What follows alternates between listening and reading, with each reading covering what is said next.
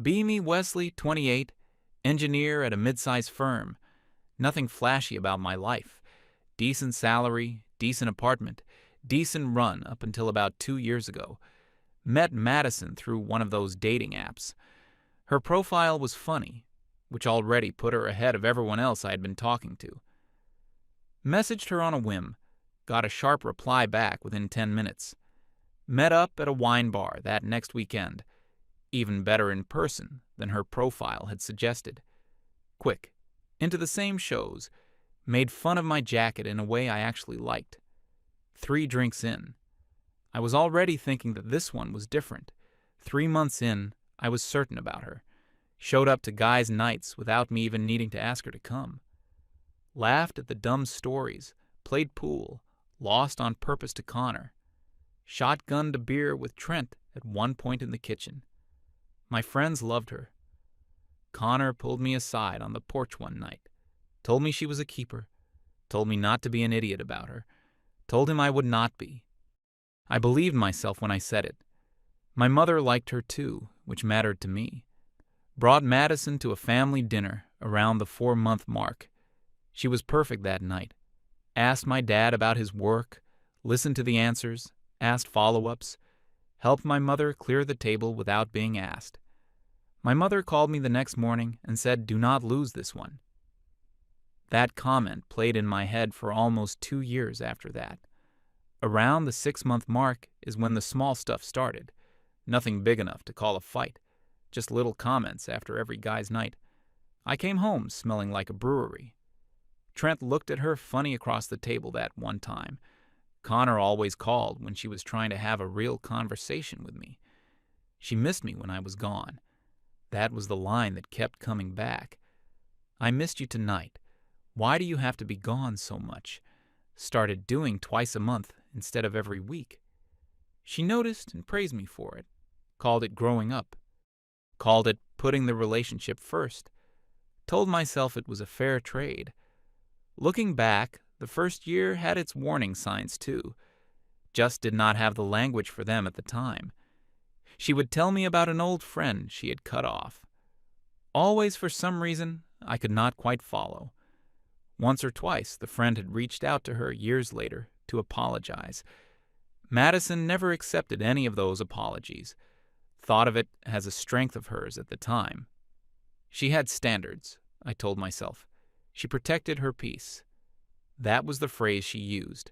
Protecting my peace. Turns out anyone using that phrase that often is usually the one breaking other people's. Around the same time, she started taking my phone for casual checks. Nothing aggressive. Asked playfully one night if she could see who I had been texting. Handed it to her without a thought. That became a regular thing. Not every night, just enough. She said it was about trust. Said couples who had nothing to hide should not mind. I figured she was right. Started self-editing my texts to the guys. Made sure nothing in them sounded like fun without her. Did not notice I was doing it until almost a year later. By the year mark, every guy's night ended in a fight. Not after the fight. During the fight. Phone calls every 20 minutes from her end. Texts asking when I was coming home. One night at Trent's birthday party, I made it to maybe the second beer before the calls started. She said she felt so alone in the apartment. Said the silence was getting to her. Said she had a bad feeling about the evening. Left before the cake came out. Trent walked me to the door. Asked if everything was okay at home. Told him I was fine. She was just having a rough week. He gave me a long look.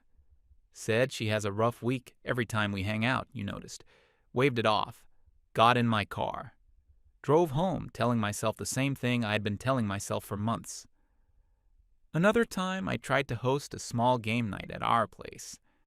Thought maybe having the guys come to us would diffuse the tension. Madison agreed beforehand. Said she was looking forward to it. Day of, she was sick. Actually sick, or pretending sick. I do not know to this day. Texted the guys to cancel an hour before they were supposed to show up. Connor responded with one word. Understood. That one word sat with me for weeks. Understood meant he had given up trying. Somewhere around a year and a half in, I realized I had basically vanished. Missed Connor's 30th, missed the annual fishing trip with the guys, missed 2 separate bachelor parties for guys I had known since college. The group chat called The Boys had over 1,000 new messages I had not even opened. My last contribution to it was a thumbs-up emoji from 6 months earlier. Noticed all of this one night while Madison watched a baking show on the couch. Noticed I had lost some weight without trying. Noticed I could not remember the last time I had laughed at something for no reason. Told myself this was just being an adult. Told myself everybody compromises in a serious relationship. That became the line I repeated whenever the doubt came back. Around then, my manager pulled me aside at work. Said I'd been distracted for months. Asked if everything was okay at home. Told him things were just busy. He nodded, but did not look convinced. My performance review that quarter was the worst I had ever had. Did not tell Madison about it. Knew she would have a take ready about how I needed to focus more on us. Madison had a whole vocabulary for what was happening to me. She would explain it to anyone who would listen. Told her own mother on the phone one night that she had fixed me. That was her word. Fixed. Walked past the kitchen and heard it. Kept walking to the bedroom. Did not bring it up. She also talked a lot about male toxicity. Told me my friends brought it out of me. Said Trent, in particular, was a bad influence. Said Connor was emotionally stunted. Said the whole group was just performing masculinity at me. Told me she was helping me unlearn male entitlement. I never argued with any of it. Figured if she was happy, my life was working. Her mood was the metric I was using by then. She had her own social circle, of course, centered around her best friend, Brooke. They did girls' nights at a bar called Brewhouse, twice a week, sometimes 3. I never thought twice about it. Thought it was healthy that she had her own thing. Thought it meant the rules cut both ways. Turns out the rules only ever cut one direction. At some point during the 2nd year, she had also started picking fights with my sister. My sister lives across the country, so it never got physical. But the phone calls would go bad. My sister would mention something innocent, and Madison would find a slight in it. By the time everything blew up, my sister had stopped calling unless I picked up first. Did not connect the dots until later. Everyone in my life had been managing around her for me. My mother had been worried. My sister had been quietly distant. My friends had been waiting for me to come back. I was the last one to see what was actually going on. Around the 2-year mark, Connor showed up at my office one afternoon, brought 2 coffees, said he had news, he was engaged, asked me to be his best man right there in the lobby, told me the bachelor weekend was already booked, cabin a few hours out, 4 days, 5 guys total. Looked me dead in the eyes for the last part. Said Wes, "For real, you have been a ghost for a year. I need you there." Said yes before I had time to think about it. Something in my chest pulled tight that I had not felt in a long time. Drove home rehearsing how to bring it up to Madison. Brought it up at dinner. Madison set her fork down. Full silence for about 10 seconds. 4 days. You want to leave me alone for 4 days. Told her it was Connor's wedding. She said, what about my needs? The fight started small. None of the yelling kind.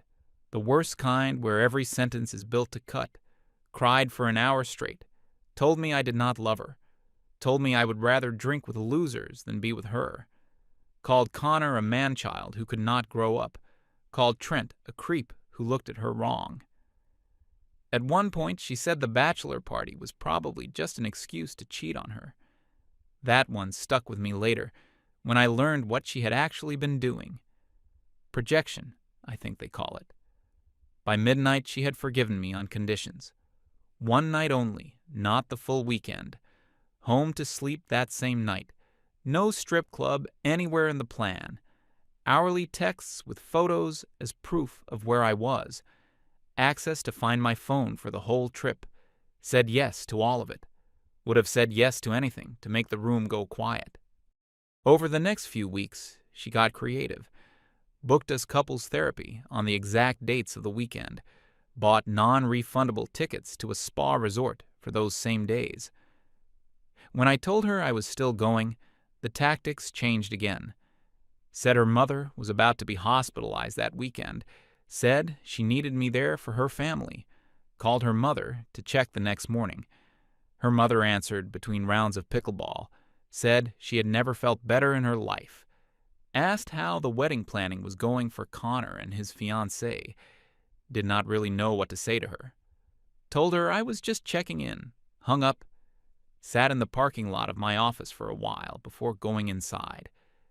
Realized I was not just dealing with a difficult girlfriend, realized I was dealing with someone who would say almost anything to get what she wanted. Did not say anything to Madison about the call, kept it in my back pocket. That was the first time in 2 years I had kept a secret from her on purpose. Felt guilty about it for maybe an hour. Got over it quickly. 1 week before the bachelor party, Madison went all in. Real ultimatum this time. Dragged a suitcase out of the closet and put it by the front door. Told me, if you go, I am done. This is final. Said, choose. Stood in the living room for a minute. Did not think about her at all. Thought about Connor in my office that day with the 2 coffees. Thought about him saying I had been a ghost. Thought about my own face in the bathroom mirror that I barely recognized anymore. Thought about the way my mother had said, "Honey, are you safe?" weeks before, in a moment I had brushed off at the time. Said, "Okay." She said, "Okay what?" Said, "Okay, I am going." She did not believe me at first. Then she saw something in my face change, and that was when she lost it. Never watched anyone go through that many emotions in one night. Started with the rage, thrown remote control, broken picture frame, the whole show. Then came the kind of crying that was supposed to break me. Then came the threats. Called my mother at 11 at night to tell her I was cheating. My mother called me back 10 minutes later, asking what was going on. Told her the short version. She went quiet for a second. Said, "Honey, are you safe?" That question hit me from an angle I was not ready for. Realized then that even my mother had been worried for a while. She just had not known how to bring it up. Told her I was safe. Told her I was finally doing something I should have done a long time ago. Madison spent that night and the next 2 posting things online. Vague stories tagging me about emotional abuse, warning signs, crying selfies with captions about choosing his friends over the woman he loved. 200 likes each from people I had never met. Mutual friends started messaging me, asking if I was okay. Did not respond to any of them. Just kept folding shirts into the bag. Knew if I said anything in defense, it would only fuel her. Chose silence instead. Silence had been her tactic on me for 2 years. Turned out it works both ways. Saturday morning of the bachelor party. Put my bag in the trunk. Madison stood on the front steps in her robe, not crying anymore. That scared me more than the crying had. Said, "You are going to regret this." Said, "I know." Got in the car. Drove out to the highway and turned the music up for the first time in I do not know how long. Hands were shaking on the wheel for the first 30 minutes. That stopped somewhere past exit 40. Somewhere past exit 60, I rolled the window down. Somewhere past exit 80, I started humming. By the time I hit the gravel road to the cabin, I was singing along to a song I had not heard in 2 years. Connor met me on the porch of the cabin with a beer in each hand. Hugged me longer than guys are supposed to hug. Said, "Welcome back, man." The other 3 guys were already inside. 2 of them I had known since college. One was Connor's cousin, who I had only met a few times but said, "I have a photo. Did not want to show you because I did not know if you were ready to see it." He said I have been carrying it around for almost 2 months. My girlfriend made me promise I would show you the next time I saw you alone. Pulled out his phone and turned it around. Photo was clearly from Brewhouse. Madison at a corner table, head on the shoulder of a guy I had never seen, his hand on her leg. The date stamp on the photo was about 6 weeks before. Knew the date because I remembered the night. She had told me it was a girls' night with Brooke. Had texted her around 10 that night. Told her I missed her. Got back a heart emoji. She said Brooke was being annoying and she wished she was home with me. Sat at the fire pit looking at the photo for a long time. Not feeling angry. Not feeling much of anything really. Just very still. Said I need to make some calls. Got up and walked down to the lake. Sat on the dock until the sun came up. Did not sleep. Thought about every Brewhouse night I could remember. Tried to count them. Lost track somewhere around 40. Not in a panicking way. More like inventorying. Around 7, I called Brooke. My voice came out flatter than I expected it to. Said Brooke, I know about Brewhouse. I have a photo. Just want to know one thing. How long? She went quiet for 30 seconds. Then she said, Wes, I am so sorry. I told her this was insane from the start. I said, how long, Brooke? Said 1.5 years. Let that number sit there. 1.5 years lined up exactly with the period I had been disappearing from my friends. The timeline was a perfect match. Asked her if it had been one guy or more. She went quiet again. Said mostly the one. That mostly hit me harder than the 1.5 years had. Brooke kept talking. Started crying. Said Madison had made her cover for it. Said Madison had told her I was controlling and cold, and that I had isolated her from her own life. That one almost made me laugh. Said Wes, you are the nicest guy I know. I should have said something 1 year ago. Asked her why she had not said something 1 year ago. She said because Madison was her best friend since middle school. Said she had kept telling Madison to end it with you first. Said Madison kept telling her she was about to. Said Madison kept not ending it. I let her talk. Did not push. Knew I needed her on my side for what came next. Said Brooke, I need you to send me the screenshots. All of them. Every conversation, every photo, everything you have. She said, okay. Then she said it again. Okay. Said she would have it to me within the hour.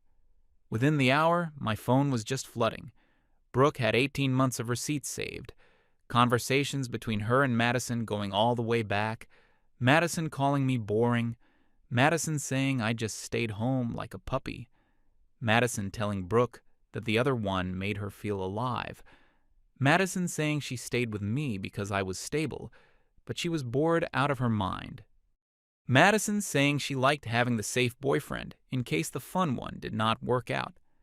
Screenshots of Madison's messages to the other one. Photos from hotel rooms with the door numbers visible.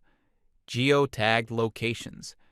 The dates lined up perfectly with nights I had been home alone. Texting Madison things like, hope you and Brooke are having fun. One message from Madison to Brooke just said the puppy is asleep, coming over now.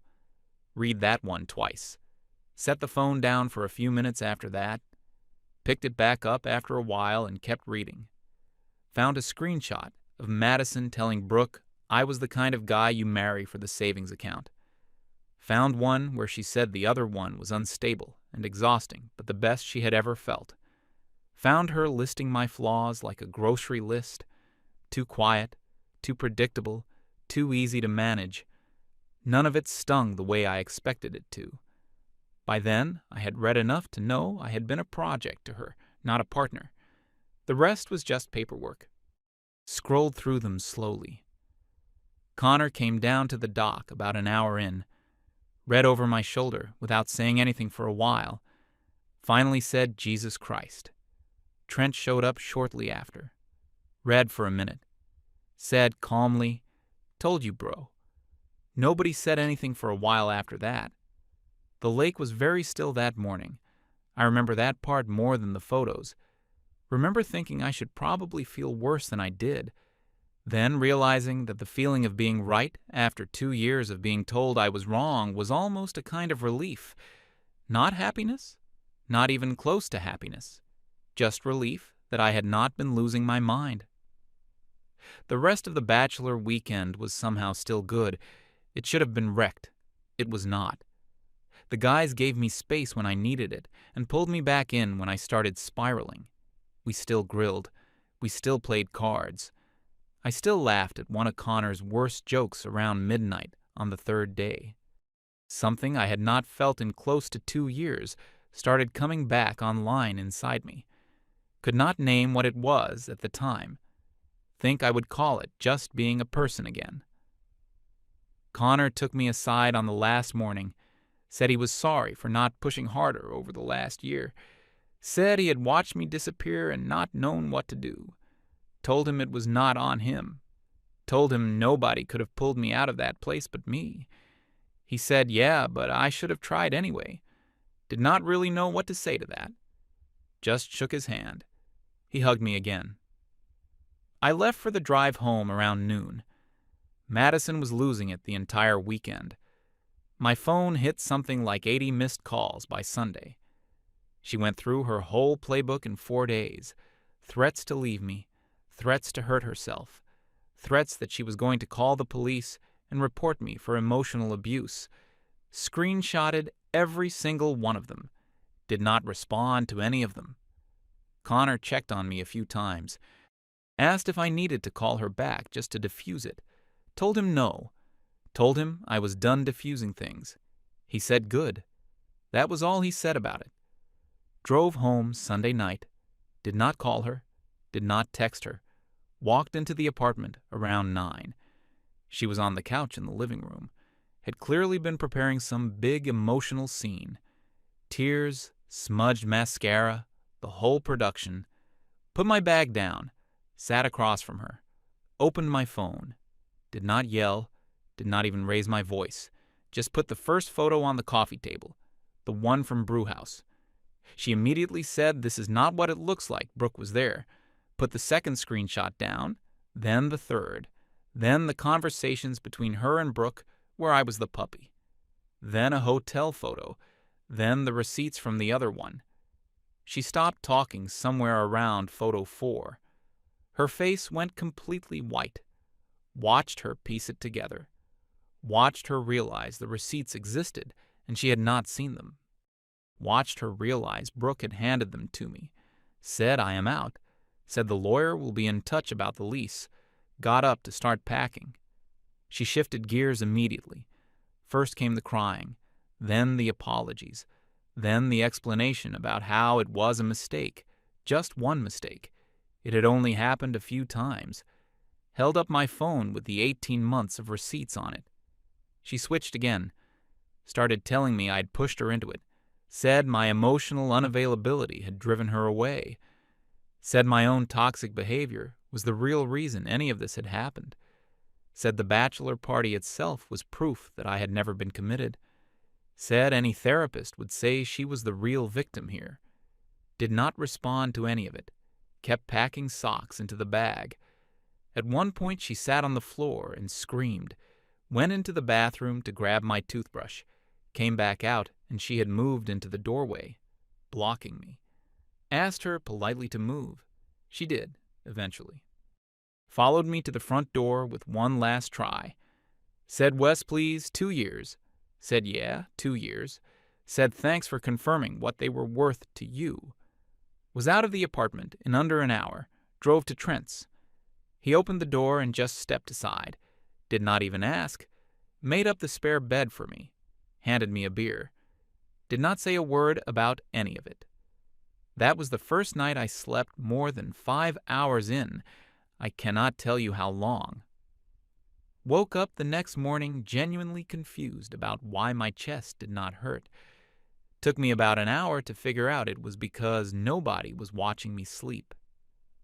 First week at Trent's was disorienting in its own way. Kept reaching for my phone in the morning, expecting a text waiting for me. Kept bracing for a fight I had to defuse before I had even had coffee. None of that ever came. Trent had a simple routine: coffee, news, drive to work, repeat. I slipped in it without anyone making a thing of it. On the third morning, I made him eggs because he had let me crash for free. He said about time, did not stop ribbing me about it for the rest of the week. That became our new normal, simple. I had forgotten how much I had needed simple. Trent's girlfriend was great about all of it. She let me stay in their spare room without ever making me feel like a burden. Made enough food for 3 when she cooked. Did not pry, did not bring it up unprompted, just left a clean towel folded on the dresser every Sunday. One night she sat down at the kitchen table after a long day and asked if I was okay. Told her I was getting there. She nodded, said let her know if she could help with anything. Did not push past that. Thought about that conversation a lot afterwards, about how a person can ask if you are okay in 2 completely different ways. One of them is a question, the other one is a setup. Madison had been the second kind for 2 years. 3 days went by. Madison clearly spent every minute of those 3 days planning. Then came the post. Long video. Front-facing camera, good lighting, real production, full crying performance. Told the story of how I had emotionally abused her for 2 years. Told the story of how I had isolated her from her own friends. Told the story of how I had cheated on her at a bachelor party. Tagged mutual friends. Tagged my workplace. Tagged Connor. Sent direct messages to my coworkers. Called my mother again. My mother just hung up this time, then blocked her on her own phone. My mother texted me 5 minutes later just saying I love you, and that is the end of that.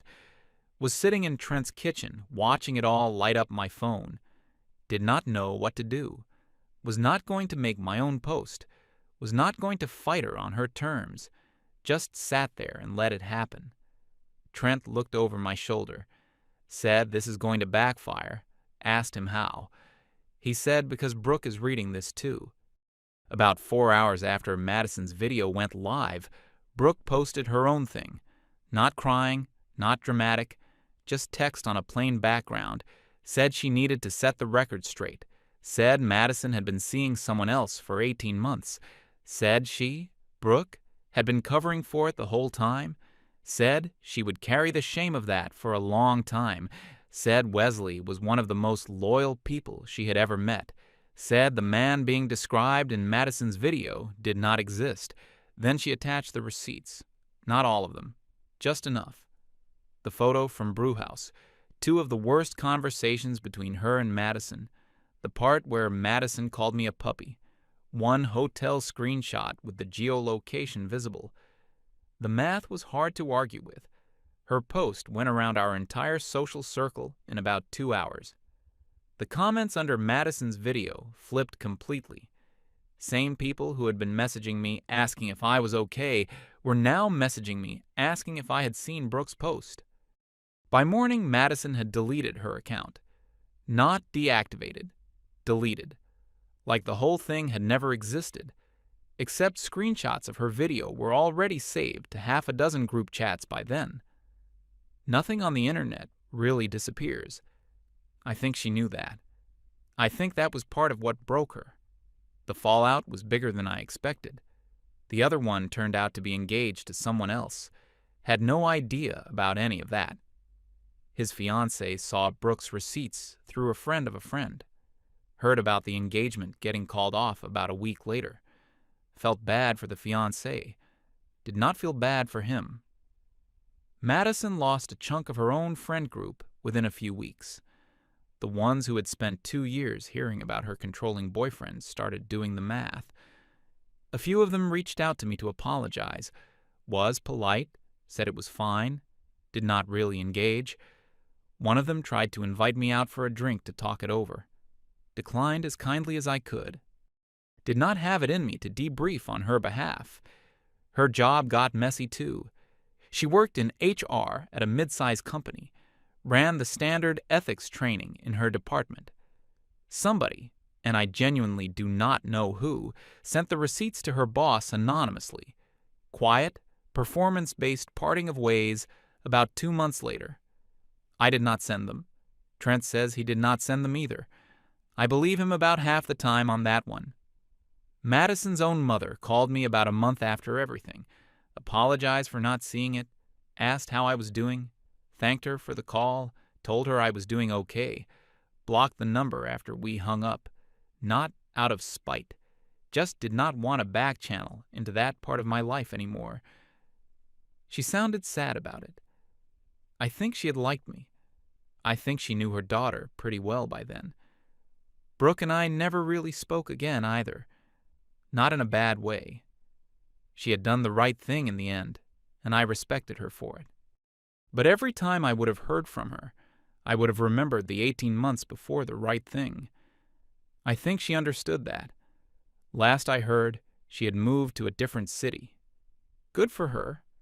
I hope she is doing well. Stayed at Trent's for about 2 months while I sorted out my own place. Got reinstated into the boys' group chat the day I moved out of the old apartment. Nobody made a big thing out of it. Connor just sent a beer emoji and a thumbs up. Trent sent a clip of an old movie we used to quote. That was the welcome back. First guy's night back was at Connor's. Ribs, beer, the dumb shooter game we had been playing for 10 years. Nobody called my phone every 20 minutes. Nobody texted asking when I was coming home. Laughed out loud at something around midnight. Connor looked over and squeezed my shoulder without saying anything. That almost broke me more than the whole Madison thing had. Started eating again, started sleeping again. Put the weight back on within a couple months. My mother came to visit. Cried when she saw me at the door. Said you look like my son again. Had not even realized I had stopped looking like myself. She stayed for a week. Made too much food, the way mothers do. Did not bring up Madison once. That was the kindest thing she could have done. On her last night, she did say one thing. Said next time, listen to me sooner. Did not have an argument for that. My work picked back up too. Not overnight, but within a few months. My manager noticed. Said it was good to have me back at full speed. He did not ask any questions. I appreciated that more than I could say. Ran into one of Madison's old co-workers at a coffee shop sometime around then. Did not recognize her at first. She recognized me. Came over and said she was sorry for what had happened. Said the office had figured out the truth pretty quickly. Said Madison had not made a lot of friends there to begin with. Thanked her for the kindness and told her I was doing well. She said it was good to hear, walked back to her table. Was a small thing. It was the third or fourth small thing in a few weeks. Started to realize most people had landed on the right side of it without me having to fight for any of it. Brooks Post had done the work. I just had to keep my head down and be quiet. Quiet had been working for me lately. Connor's wedding was about 6 months after everything went down. I was best man. Wrote the speech in one sitting the night before. Nothing fancy. Told one embarrassing college story. Told one story about him being a good friend when I had needed one. Did not get specific. Did not have to. Everybody in the room who knew him knew what I meant. Made the bride cry. Made the bride's grandmother cry. Made Trent throw a balled-up napkin at me from the head table. Got a standing ovation from Connor's father, who was a hard man to please. Here is the part nobody saw coming. Madison showed up. Somehow she had ended up as a +1 to a distant cousin of Connor's. Still have no idea what string she pulled to get herself there. Connor did not know either. Found out later that the cousin had met her at a coffee shop a few months earlier. She had told him she was a friend of the family. Nobody had thought to fact-check. Saw her across the room during the reception. Did not look like the person I had dated. Thinner, sharper, hollow around the eyes. Made eye contact with me twice. Did not react either time. Around the time the cake was being cut, she came up to me at the bar. Started with, "Wes, can we just talk?" Did not turn around. The bartender looked at me, looked at her, said, "Ma'am, I think you should step back." Turned out to be a guy Connor had known for years. He had been briefed. Madison stood there for maybe a minute, then walked out. Did not see her leave. Did not really notice she was gone for an hour. Nobody asked me about her for the rest of the night. The cousin who brought her left around the same time, looking embarrassed. He later sent Connor an apology that was very generous of him. Turned out he had figured out who she was right after they walked in. He was a decent guy who got played. I knew the feeling. The morning after the wedding, a few of us drove back out to the same cabin from the bachelor party. Connor and his wife were already on their honeymoon. 4 of us spent that weekend at the lake, sat on the dock with coffee the first morning, watched the sun come up over the same water I had stared at the night I saw the photo. Trent sat down next to me with his own mug, did not say anything for a while, finally asked if I was good, thought about the question, actually thought about it, and for the first time in 2 years I said yes and meant it. He asked if I was going to start dating again. Told him eventually, not soon. He said no rush, brother. Nobody is going anywhere. That was about as direct as Trent ever got. I appreciated it. He handed me a second cup of coffee from the thermos he had brought down. We sat there for another hour without saying much. At one point he asked me what I had learned from all of it.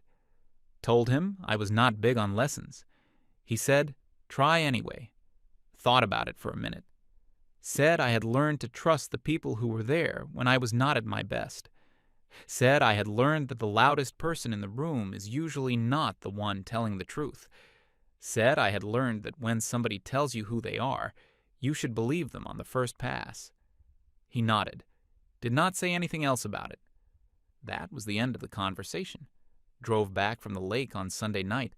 Got home to my own apartment. Put the keys on the counter. Nobody waiting up to interrogate me about the trip. Nobody checking my location on the way back. Made myself a sandwich. Watched half a movie. Went to bed. Simplest evening I had had in years. Realized at some point that this was what most people called life. I had forgotten what it felt like. 2 years isolated. 4 days to figure it out. Lost the girl, kept the brothers. Would not trade it. She gave me an ultimatum, thinking I would pick her.